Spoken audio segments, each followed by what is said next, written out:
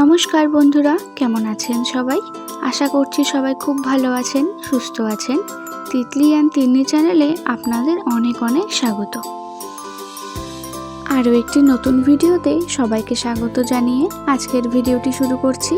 যে দিনের video share করছি সেদিন ছিল মঙ্গলবার, আর সকাল এখন 6:30 মতো বেজে গেছে।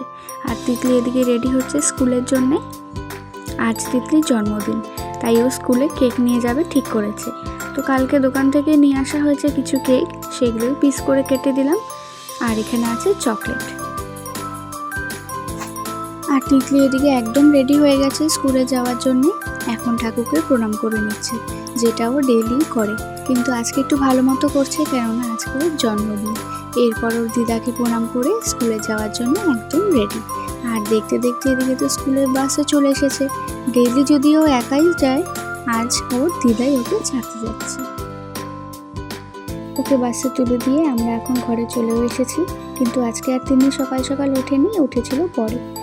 আর এখন তো সকালে জল খাবার সময় ওর পাপাও এসে গেছে, তাই এখন বেলুন ফোলানোর পালা চলছে।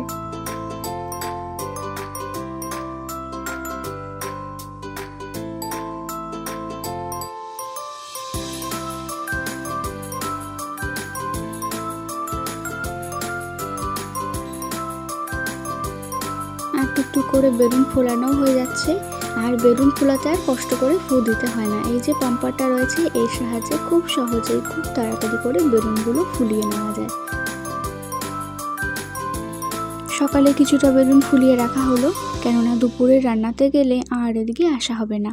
আর তিতলি চলে আসবে 4টার সময়, তখনই আমাদেরকে সব রেডি রাখতে হবে।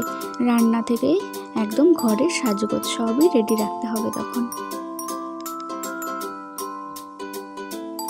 আর এরপরে চলে এসেছিলাম তিন্নিকে নিয়ে রোদে। ওর স্নান হয়ে গেছে, সকালে জল খাবারও খাওয়া হয়ে গেছে। ও এখন রোদে কিছুটা সময় কাটিয়ে নিই, আর আমরা চলে যাব দুপুরের রান্নাতে।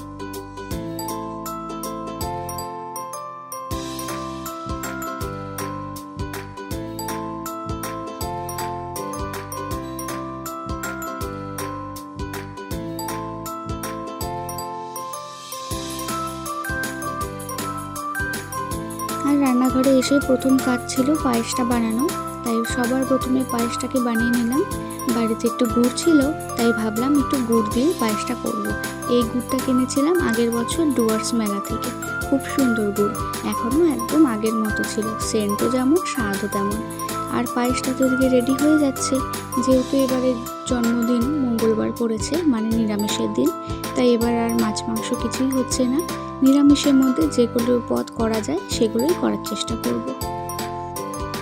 রান্নার মধ্যে থাকছে 5 রকমের ভাজা, আর ফুলকপি আলুর তরকারি, আর একটা পনিরের আইটেম, যেটা ওর দিদান বানাবে।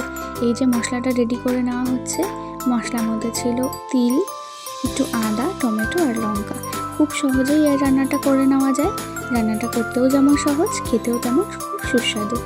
পনিরটাকে ভেজে নিতে হবে লবণ হলুদ দিয়ে, তারপর বেটে রাখা মশলা দিয়ে একটু কষিয়ে একটু লবণ, একটু ঘি, গরম মশলা দিলে রেডি হয়ে যাবে তিল পনির।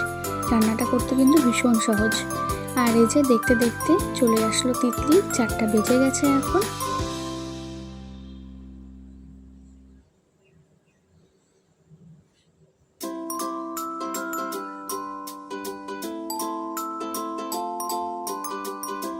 তিতলি যতক্ষণ এসে ফ্রেশ হয়ে নিচ্ছে, ততক্ষণ আমি ওর খাবারটাও রেডি করে নিয়েছিলাম। আর খুব ঘরোয়া রান্না, আর সাজানোটাও কিন্তু খুব ঘরোয়া। এই ফুলগুলো সবই আমার বাগানের ফুল, সেই বাগানের ফুল দিয়ে সাজানো হয়েছে। আর শুনলাম ওর পছন্দও হয়েছিল ভীষণ, আর ছিল সবই পছন্দের খাবার। এগুলোর মধ্যে পনিরের আইটেমটাই ওর বেশি ভালো লাগলো। আর এখন এই যে সন্ধ্যের সময় তিতলি একদম রেডি হয়ে গেছে। একটু ঠান্ডা যদিও, তাই সোয়েটারটা পরিয়ে দিয়েছি। আর যতক্ষণ ওর পাপা আসছে ততক্ষণ ওরা একটু খেলে নিচ্ছে। এখন পাপা আসলেই শুরু হবে কেক কাটার পর্ব। আর এখানে দিদিদের খেলা দেখে তিন্নিও ভীষণ খুশি হয়ে গেছিল।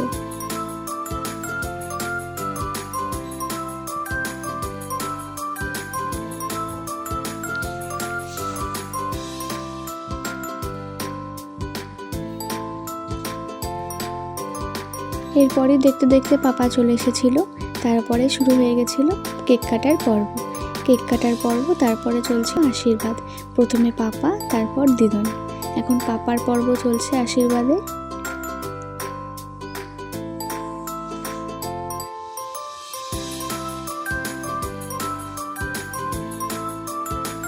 যেহেতু খুব সকালে তিতলি স্কুলে চলে গেছিল আর পাপাও চলে গেছিল খুব সকালে, তাই এখন এই সন্ধেবেলায় পাপাকে প্রণাম করলো। আর এখন চলছে দিদনের আশীর্বাদের পর্ব।